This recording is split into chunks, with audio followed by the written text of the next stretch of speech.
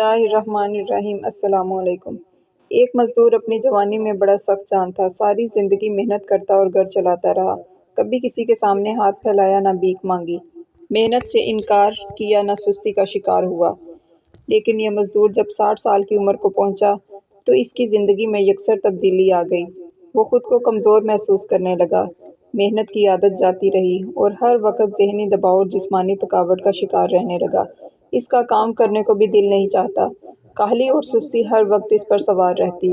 ہاتھ پاؤں بوجھل ہو گئے اور مایوسی کی طویل رات نے اس کے گھر میں ڈیرے ڈال لیے۔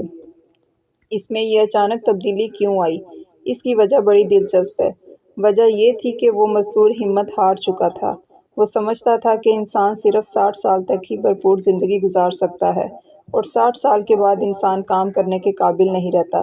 یہ تصور اس کے ذہن میں اس قدر راسخ ہو چکا تھا کہ اب وہ خود کھانا تک نہیں کھا سکتا تھا۔ وہی مزدور جو 3 دن تک مسلسل محنت کا عادی تھا، اب 3 گھنٹے بھی محنت نہیں کر سکتا تھا۔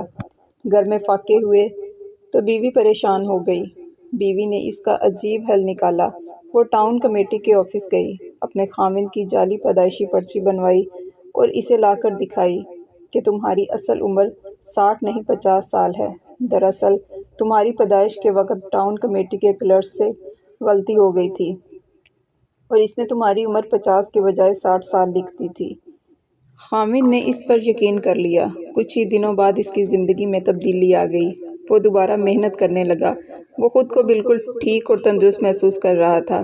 اسے چلنے پھرنے میں کوئی دشواری نہ تھی، نہ محنت کرنے میں، اور اب وہ واقعی خود کو 50 سالہ نوجوان محسوس کرتا تھا۔ اس کے بعد اس نے اپنی زندگی کے مزید 10 سال بھرپور طریقے سے جیے اور اپنی بیوی کا شکر گزار ہوا۔ ہے محمد میرا دل تو